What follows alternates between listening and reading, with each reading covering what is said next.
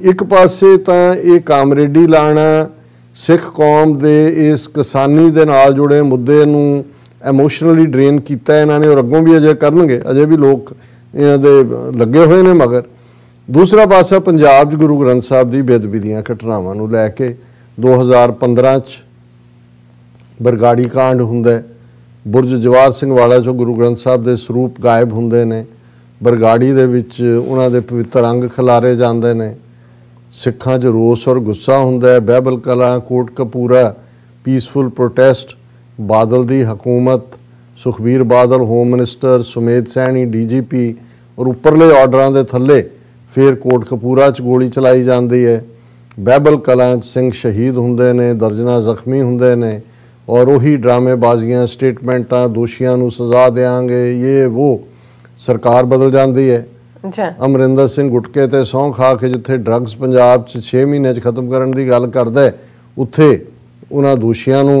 गुरु ग्रंथ साहब की बेअदबी वालियां नूं और किन्हां ने ऑर्डर दिता है वो भी हुण 4 साल लगभग बीत गए ने। एक सिट बनती है 2015 दूजी 2017-18 बनती है और उही कुंवर विजयपाल सिंह वो इंचार्ज बनता है। रिपोर्ट तैयार हाई कोर्ट तक पहुँच गए, high court report through out कर दिंदा है, वो कहता मैं अस्तीफा दिता, अमरिंदर कहता नहीं देना, फिर हो गया कि जी मैं हुण मना लिया। हुण एक पासे ये सारी और सिख कौम एक मैंटल जिन्हों तुसी सुन होना कहते हो, एक तो सख्ते च आना हुंदा है कि जदों बार बार तुहाडे नाल धोखा हो रहा हुंदा है जां बार बार तुहानूं अड्ड अड्ड नावां दे थल्ले जां दूजे साजिशां दा शिकार बनाया जाता है तो तुसी देख रहे हो कि भी किधर नूं जाइए, की करिए।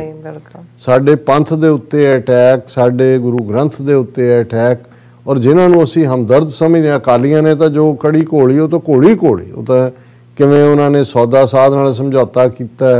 किवें जाली हुक्मनामा जिहड़ा है वो सद के जथेदारां नूं लिखवाया, किवें पैसे खा के उन्होंने उहदी फिल्म उस ठग दी सौदा साध दी वो रिलीज़ करवाई, वो तो सामने से और किवें हाज़री लवाउण वाले। पर जिवें अमरिंदर दी सरकार ने भी इस ते डर्टी गेम खेडी, जुडिशरी जो खेड रही है। हुण ये जिहड़ी सारा साजिशी माहौल दे विच सारे जिन्हों कहते हैं कि भाई वो देख रहे हैं कि असीं किवें सिखां दे जज्बातां नूं हुण आने वालियां असैंबली चोणां च वोटां च तब्दील करिए अपनी फेवर च। अच्छा। और उहदे च नवजोत सिद्धू ते उहदी घर वाली वो भी अगे अगे ने, पटियाले जाके दफ्तर भी खोल लिया है, संगरूर हल्के च भी खोल लिया, नहीं तो उत्थे वड़दे नहीं सी, है तो पटियाले दा रहण वाला और उन्हें भी जाके उत्थे पहला बहबल कलां च बरगाड़ी च कि जी सज़ा मिलनी चाहिए है और फलाना होना चाहिए है। हुण ये की सियासत करनगे, BJP च जाएगा, अपनी पार्टी खड़ी करनगे, कौन की करेगा। हुण ये भी आ गया कि जी रणजीत सिंह ब्रह्मपुरा जिहड़ा अकाली दल दा रिबैल सी ते सुखदेव ढींडसा उन्होंने भी इकट्ठे होकर एक नवीं पार्टी का ऐलान कर दिता है कि असीं करांगे। हुण कुंवर विजय प्रताप सिंह कह रहा जी कि बई ये जिहड़ी रिपोर्ट मैं दित्ती उहदे च जिहड़ा की विटनेस सी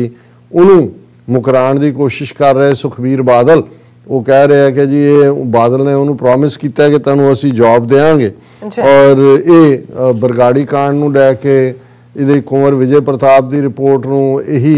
नवजोत सिद्धू कह रहे जी इहनूं पब्लिक करो। हुण मतलब अंदर भी साजिश, बाहर भी साजिश, 4 चफेरे साजिश, झूठ का पार्ट और जिहड़े बादल दे टॉमी ने जिवें वो एक विरसा वल्टो है वो कह रहा है जी ये जिहड़ा कुंवर हैगा जिन्हें रिपोर्ट ये जहनी तौर पर बीमार है और बाकी भी जिहड़े उन्हां दे पालतू लगे हुए ने और उधर उन्होंने पूछा जाता है कि बई तू सियासत आएगा, नो कामेंट। ये भी है कि जी शायद वो खुद भी सियासत आए। हुण ये जदों तुसीं सारा पासा देख रहे हो तो तुहानूं यही नज़र आ रहा है कि साजिश तो बिना कुछ भी नहीं है, सारे ही साजिशी हो गए हैं। और यही गल कदे 19th सेंचुरी एंड जां उस तो पहले एक्चुअली 18th सेंचुरी जदों सिख मिसलों का दौर दौरा सी, एक अंग्रेज़ उत्थों दी लंघिया कलकत्ते तो काबुल गया कि कित्थे गया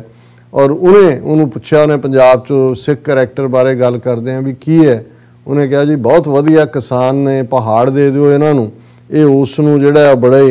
उपजाऊ जमीन च बदल दिंदे ने, बहुत वधिया सिपाही ने, जिन्नी जंग टफ हुंदी है इन्हां चों जिहड़ा लड़न दा जज्बा निकलदा है ਪਰ ਉਹਨੇ ਕਿਹਾ ਵੀ ਅਬਵ ਆਲ ਦੇ ਲਵ ਕੰਸਪੀਰੇਸੀ, ਪਰ ਇਹਨਾਂ ਦਾ ਸੁਭਾਅ ਕਰਕੇ ਸਾਜ਼ਿਸ਼ ਬਹੁਤ, ਔਰ ਸਾਰੇ ਇੱਕ ਦੂਜੇ ਨੂੰ ਠਿੱਬੀ ਲਾਉਣ ਤੇ ਰਹਿੰਦੇ ਨੇ। ਵੈਸੇ ਅਸੀਂ ਤਾਂ ਪੰਜਾਬ ਦੇ ਪਾਣੀਆਂ ਦੇ ਹਵਾਲੇ ਨਾਲ ਹੀ ਗੱਲ ਕਰਦੇ ਹਾਂ, ਇਹ ਲਹਿੰਦਾ ਪੰਜਾਬ ਹੋਏ ਚੜ੍ਹਦਾ ਹੋਏ, ਪਰ ਘੱਟੋ ਘੱਟ ਇਹ ਵੀ ਤਾਂ ਪੰਜਾਬੀ 'ਚ ਕਹਿੰਦੇ ਨੇ ਵੀ 2.5 ਘਰ ਤਾਂ ਡੈਣ ਵੀ ਛੱਡ ਲੈਂਦੀ ਹੈ। ਜਦੋਂ ਗੁਰੂ ਦੀ ਗੱਲ ਹੋਏ, ਇਸ਼ਟ ਦੀ ਗੱਲ ਹੋਏ, ਆਪਣੇ ਲੋਕਾਂ ਦੀਆਂ ਜ਼ਿੰਦਗੀਆਂ ਦੀ ਗੱਲ ਹੋਏ, ਉਦੋਂ ਤਾਂ ਘੱਟੋ ਘੱਟ ਕੁਝ ਸ਼ਰਮ ਕਰੋ ਕਿ ਵੀ ਤੁਸੀਂ ਹਰ ਚੀਜ਼ ਹੀ ਵਪਾਰ, ਤਜਾਰਤ ਔਰ ਉਸ ਦੇ ਵਿੱਚ ਆਪਣੇ ਜਿਹੜੇ ਨੇ ਹਿੱਤਾਂ ਦੇ ਲਈ ਸਭ ਕੁਝ ਕੁਰਬਾਨ ਕਰ ਰਹੇ ਹੋ। ਸੋ ਇਹੀ ਕੁਝ ਹੁੰਦਾ ਹੈ।